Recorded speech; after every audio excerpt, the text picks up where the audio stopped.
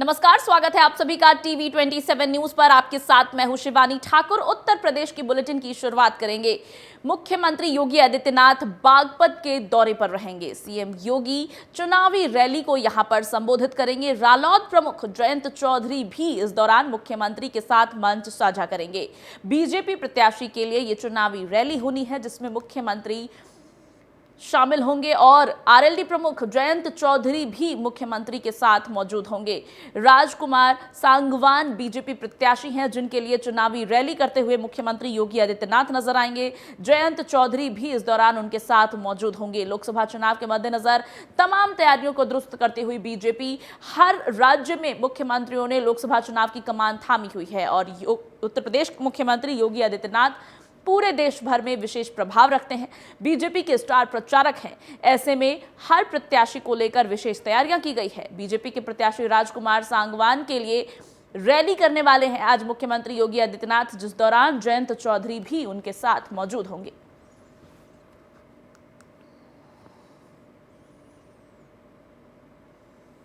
बागपत में आज बीजेपी प्रत्याशी के समर्थन में मुख्यमंत्री योगी आदित्यनाथ चुनावी रैली को संबोधित करेंगे। चुनावी हवा बीजेपी के पक्ष में मोड़ने के लिए मुख्यमंत्री योगी आदित्यनाथ की ये चुनावी रैली होगी जिसमें जयंत चौधरी भी उनके साथ मौजूद होंगे।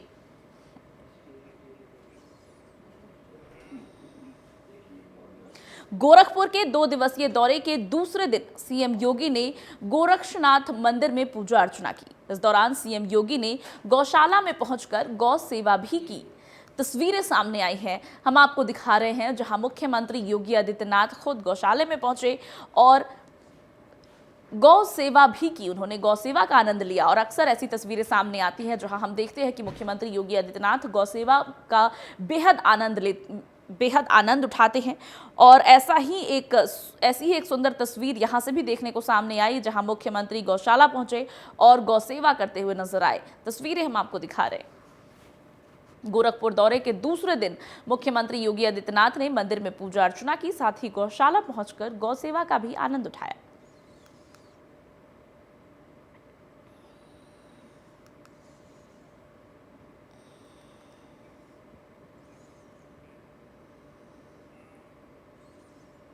लोकसभा चुनाव 2024 की तारीखों के ऐलान के बाद से ही उत्तर प्रदेश में सभी पार्टियां अपने अपने चुनाव प्रचार में जुट गई हैं। इसी बीच कैबिनेट मंत्री ओम प्रकाश राजभर के बेटे अरविंद राजभर का एक वीडियो सामने आया है। यूपी की घोसी सीट से एनडीए के प्रत्याशी अरविंद राजभर बीजेपी के नाराज कार्यकर्ताओं से पैरों पर गिरकर माफी मांग रहे हैं, जिसका वीडियो सोशल मीडिया पर जमकर वायरल हो रहा है। वहीं कार्यकर्ताओं की नाराजगी दूर करने के लिए डिप्टी सीएम ने समीक्षा बैठक भी की है।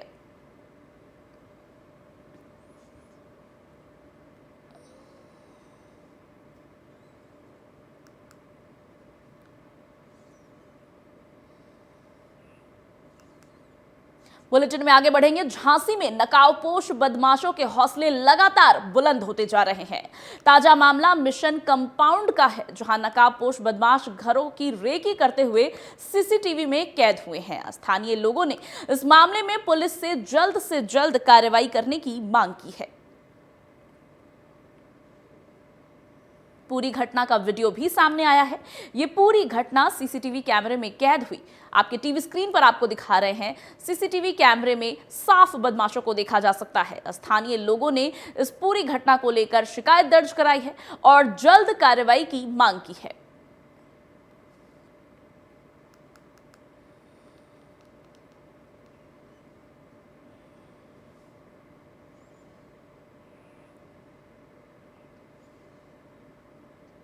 अनूप शहर कोविड प्रोटोकॉल, महामारी एक्ट और धारा 144 सीआरपीसी के उल्लंघन मामले में MP MLA special court Anupshahr के न्यायाधीश विनय कुमार सिंह चतुर्थ ने बीजेपी विधायक मीनाक्षी सिंह को तलब किया है। जानकारी के मुताबिक मामला 20 जनवरी 2022 का है, जिसमें बीजेपी विधायक मीनाक्षी सिंह द्वारा भारत सरकार के निर्देशों के अंतर्गत कोविड-19 के प्रोटोकॉल और डीएम के द्वारा घोषित धारा 144 और आचार संहिता के आदेशों का उल्लंघन किया गया था, जिस पर पुलिस के द्वारा उनके विरुद्ध विभिन्न धाराओं के तहत मुकदमा दर्ज किया गया, जिसकी सुनवाई की अगली तारीख 15 अप्रैल निश्चित की गई है।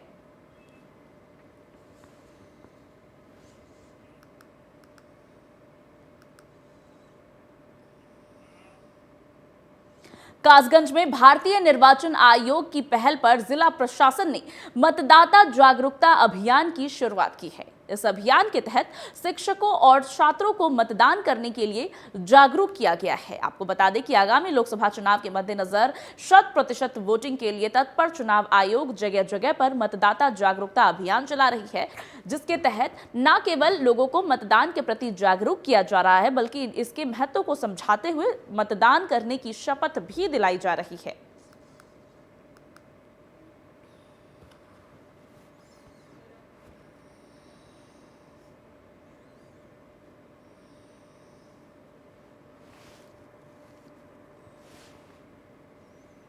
जिला प्रशासन के द्वारा मतदाता जागरूकता अभियान चलाया गया, जहां पर स्कूली बच्चों को और युवाओं को मतदान के प्रति जागरूक किया गया। 100% मतदान सुनिश्चित करने के लिए जिला प्रशासन के द्वारा यह अभियान चलाया जा रहा है।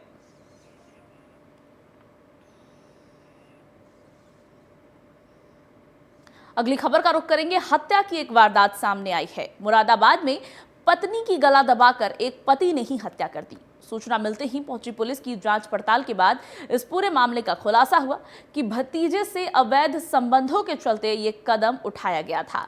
भतीजे के साथ मिलकर वारदात को अंजाम दिया गया है। बता दें कि पुलिस ने महिला और उसके प्रेमी को गिरफ्तार कर लिया है।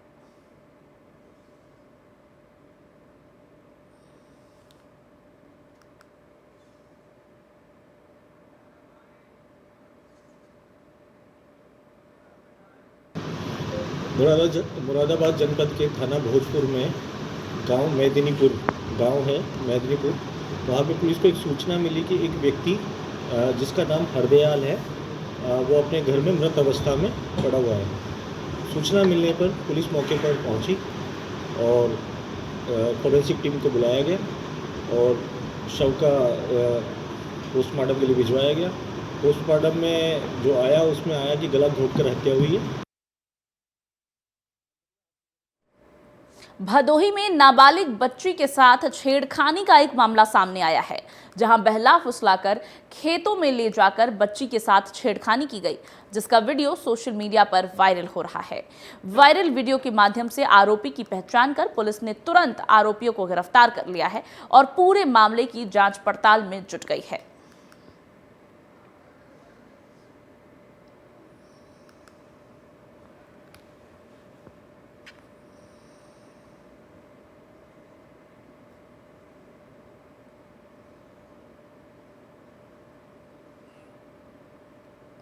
लखीमपुर खीरी से सपा के पूर्व छात्र संघ के राष्ट्रीय उपाध्यक्ष आकाश लाला ने आत्महत्या कर ली है।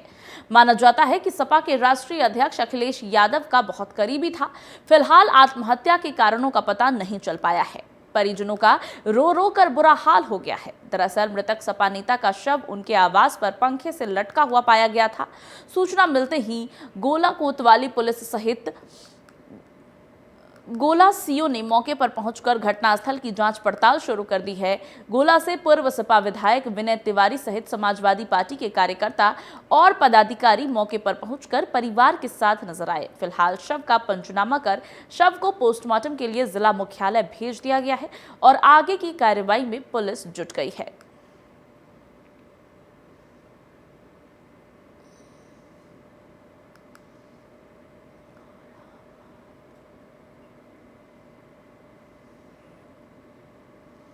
गौरा बादशाहपुर क्षेत्रीय थाने के गेट के ठीक सामने स्कूल से बच्चों को लेकर जा रही एक वैन में अचानक आग लग गई।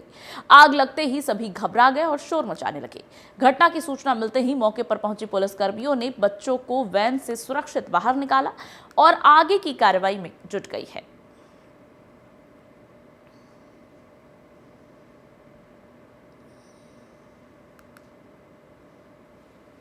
थाना गौरा बादशाहपुर के सामने एक स्कूली वैन में शॉर्ट सर्किट से आग लग गई, जिसके कारण गाड़ी में आग तेज हो गई, जिसे स्थानीय पुलिस तथा फायर ब्रिगेड की मदद से बुझा दिया गया है। स्कूली वैन में 18 बच्चे सवार थे, जो सभी सुरक्षित हैं और उनको दूसरे वाहन से घर भेज दिया गया है।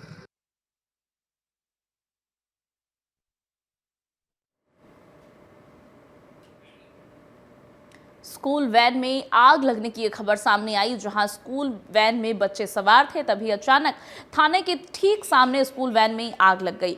मौके पर पहुंची पुलिस ने सभी बच्चों को वैन से सुरक्षित निकाल लिया है और आगे की जांच पड़ताल में जुट गई है।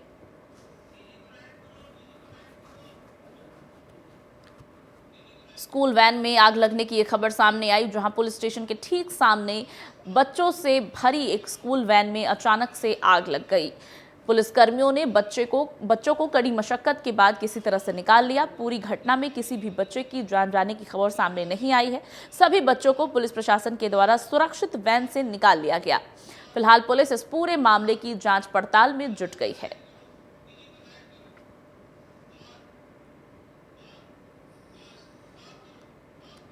बच्चों से भरी स्कूल वैन में आग लगने की खबर सामने आई, जहां पुलिस स्टेशन के ठीक सामने बच्चों से भरी वैन में आग लग गई।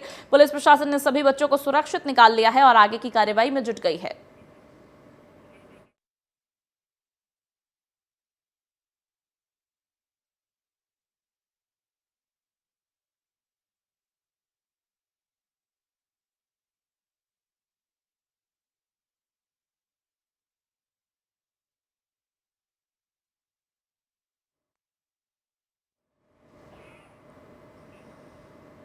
बुलेटिन में अब उत्तराखंड की खबरों का रुख करेंगे। विश्व प्रसिद्ध सरोवर नगरी नैनीताल में पर्यटन सीजन शुरू हो चुका है, लिहाजा पर्यटकों का आने का सिलसिला लगातार जारी है।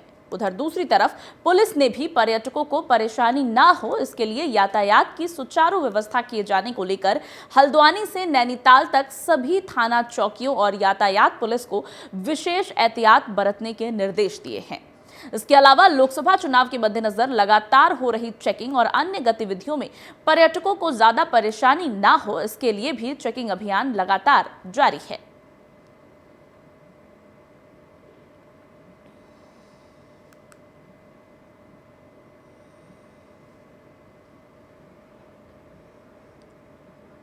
देखिए, टूरिस्ट सीज़न शुरू हो गया है। पिछले 2 वीक से लगभग अच्छा खासा टूरिस्ट फ्लो में देखा है और चुनाव भी चल रहा है, तो सबसे पहले तो हम ये कोशिश कर रहे हैं कि जो चेकिंग फ्रेस जहाँ पे भी हो रही है वहाँ टूरिस्ट को ज़्यादा असुविधा नहीं हो, इसके लिए हमने निर्देश दिए गए हैं। साथ ही एक्स्ट्रा जो फोर्स है उसकी तैनाती भी हमने टूरिस्ट स्पॉट पे की है और जो हमारे सीपीओ की और ट्रैफिक की जो टीम है वो भी इसमें लगी हुई है। जल्दी हम जो है जैसे ही चुनाव संपादित होते हैं उसके बाद में जो है और भी जो है फोर्स है उसको हम टूरिस्ट सीजन के लिए डिप्लॉय करेंगे।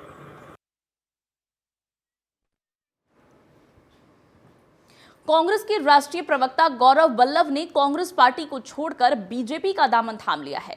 इस मामले में उत्तराखंड कांग्रेस के प्रदेश अध्यक्ष करण महारा ने गौरव वल्लभ पर पलटवार करते हुए कहा है कि गौरव वल्लभ को देश की जनता से माफी मांगनी चाहिए और ये मानना चाहिए कि उन्होंने लालच या किसी अन्य वजह से कांग्रेस को छोड़ा है।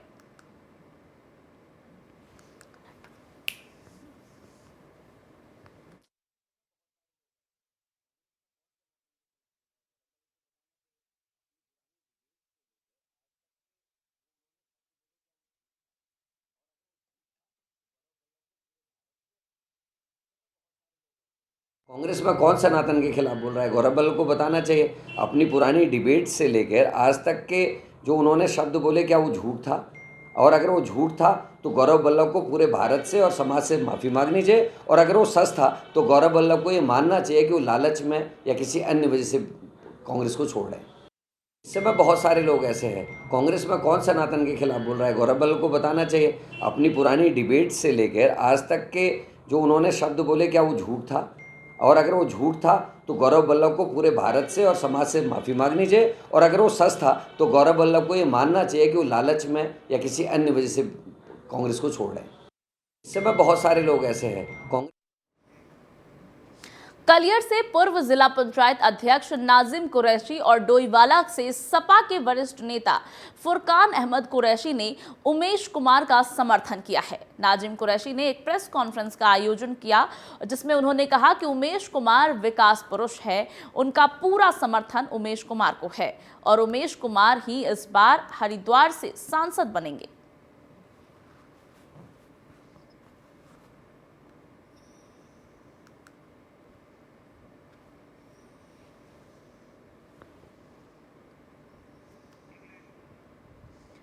उमेश कुमार का समर्थन करते हुए प्रेस कॉन्फ्रेंस आयोजित किया था फुरकान अहमद कुरैशी ने, जहां उन्होंने साफ कहा कि इस बार वही चुने जाएंगे। कुरैशी ने उमेश कुमार का प्रेस कॉन्फ्रेंस में समर्थन किया, साफ कहा कि उमेश कुमार विकास पुरुष हैं और इस बार लोकसभा चुनाव में जीत दर्ज करेंगे।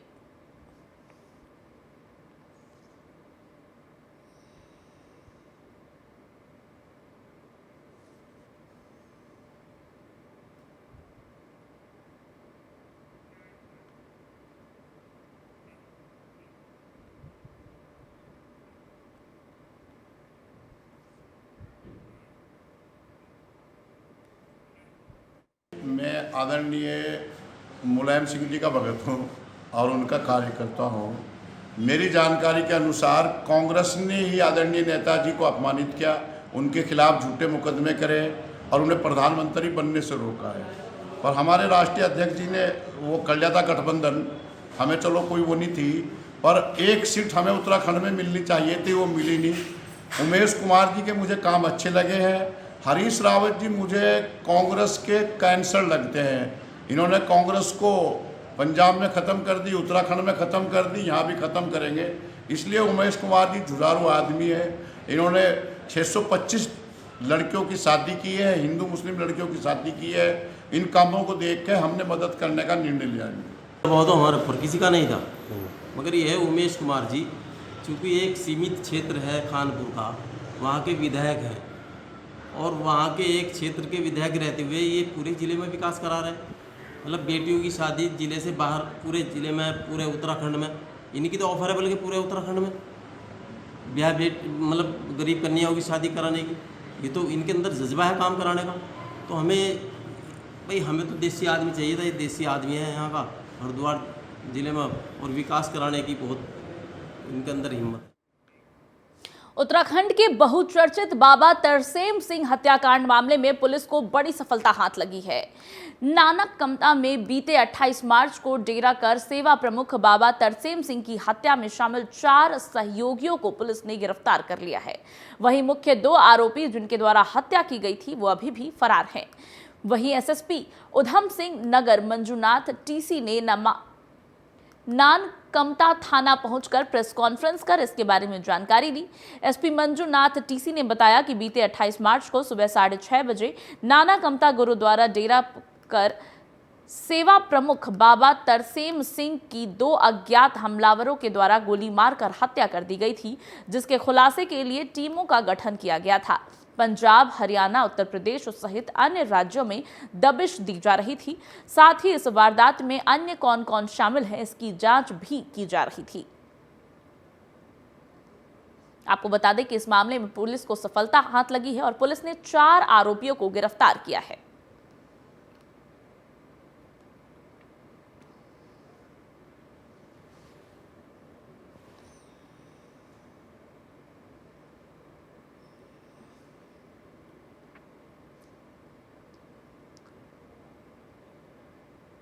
पास आते हैं जो शाहजहानपुर का रहने वाला है। कौन सा जगह है वो? निगोही, कस्बा तिलहर, तानहा तिलहर, जनपद शाहजहानपुर। वहाँ आते हैं दिलबाग सिंह के पास। वहाँ सबसे पहले इसको पहला किस्त का पैसा मिलता है, इन दोनों शूटरों को। पहला किस्त का पैसा मिलने के बाद उसका एक और साथी है, 60,000 मिलता है फर्स्ट किस्त के तौर पे, to arrange the resources. First arrange the resources.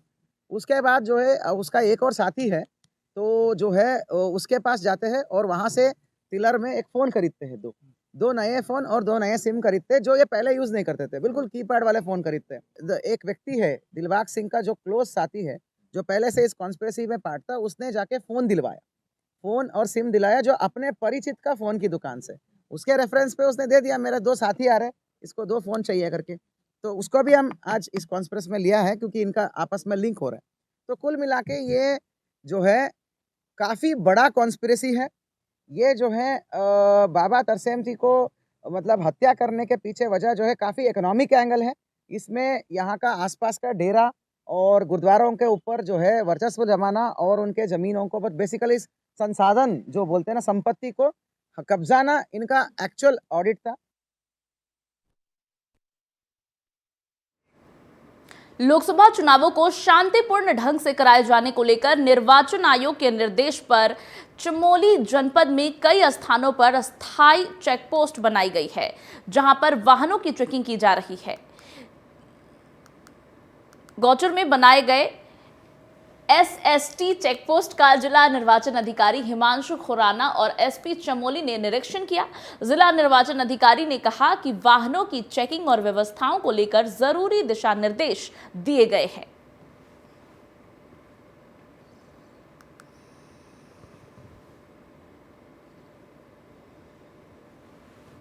Lok Sabha सामान्य निर्वाचन के अंतर्गत इसमें जो निर्वाचन आयोग के निर्देश हैं उसमें जनपद में जगह जगह पर हमने स्थायी निगरानी दल जो स्टैटिक सर्वेलेंस टीम है उनकी स्थापना करी है। तो ऐसे ही एक जो स्टैटिक बैरियर है गौचर, यहाँ पर हमने हमारा इंटर बॉर्डर भी है, यहाँ पर CCTV भी स्थापित किया है। ये आगामी लोकसभा चुनाव के मद्देनज़र यहाँ पे हमारी स्टैटिक टीम है, तो उसी की डीएम साहब के साथ एक भ्रमण हुआ है कि किस तरीके से यहाँ पे चेकिंग की जा रही है। तो तमाम चीज़ें देखी गई, किस तरीके से हमारे CCTV कैमराज जो है वो काम कर रहे हैं, तो ऊपर रिकॉर्ड मेंटेन किया जा रहा है कि जितनी गाड़ियाँ जनपद में आ रही है यहाँ से, तो इसी का एक निरीक्षण जो है, एक संयुक्त निरीक्षण डीएम साहब के साथ जो है यहाँ किया गया है।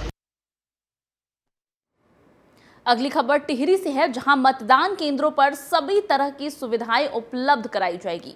इसके लिए अधिकारियों को सख्त निर्देश जारी किए गए हैं। जिला निर्वाचन अधिकारी मधुर दीक्षित ने कहा कि जिन मतदान केंद्रों में कुछ कमियां रह गई थी उन कमियों को दुरुस्त किया जा रहा है। साथ ही मयूर दीक्षित ने कहा कि आंगनबाड़ी केंद्र हो या पंचायत भवन मतदान केंद्र बनाया जा रहा है।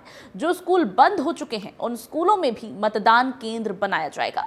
उन्होंने कहा कि अधिकारियों को सख्त निर्देश जारी करते हुए यह कहा गया है कि भारत निर्वाचन आयोग के निर्देश के चलते सभी सुविधाएं मतदान केंद्रों पर सुचारू कर दी जाए।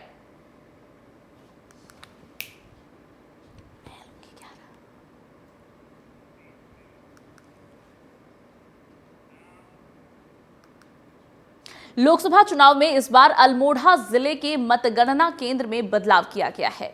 मतगणना केंद्र होटल मैनेजमेंट से बदलकर ITI संस्थान में बनाया गया है। राजकीय औद्योगिक प्रशिक्षण संस्थान में बनने वाले स्ट्रॉन्ग रूम का जिला निर्वाचन अधिकारी विनीत तोमर ने निरीक्षण किया। इस दौरान उन्होंने बैरिकेडिंग, विद्युत आपूर्ति व्यवस्था और सुरक्षा सहित तमाम व्यवस्थाओं का जायजा लेते हुए अधिकारियों को आवश्यक दिशा निर्देश दिए। जिला निर्वाचन अधिकारी विनीत तोमर ने कहा कि होटल मैनेजमेंट में मतगणना में परेशानियों को देखते हुए ITI में मतगणना केंद्र बनाया गया है। उन्होंने कहा कि मतगणना केंद्र में सभी व्यवस्थाओं को दुरुस्त किया जाएगा।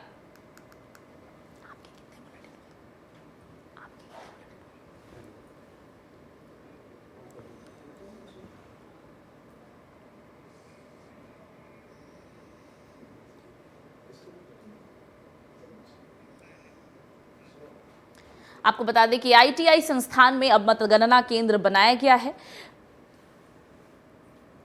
विनीत तोमर ने स्ट्रॉन्ग रूम का निरीक्षण किया है और मतगणना के दौरान किसी भी प्रकार की दिक्कत ना आए इसको लेकर के जरूरी दिशा निर्देश भी दिए गए हैं। ITI संस्थान में मतगणना केंद्र बनाया गया है, जहां विद्युत आपूर्ति से लेकर के तमाम चीजों की उपस्थिति दर्ज कराई गई है। विनीत तोमर ने खुद मतदान केंद्र का जायजा लिया, सभी चीजों का खुद समीक्षा किया और साथ ही सभी को जरूरी दिशा निर्देश भी दिए। उन्होंने कहा कि पुरानी जगहों पर मतदान केंद्र में दिक्कतें आती थी, जिसको लेकर के ये फैसला किया गया है और अब ITI में मतदान केंद्र बनाया गया है।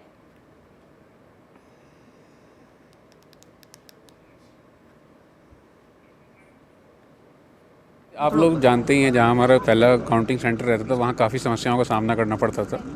काफ़ी कंजेस्टेड भी था और सीढ़ियाँ भी बहुत थी और आने जाने में स्टाफ को भी बहुत प्रॉब्लम होती थी और जो पोलिंग एजेंट है उसको भी बहुत प्रॉब्लम होती थी।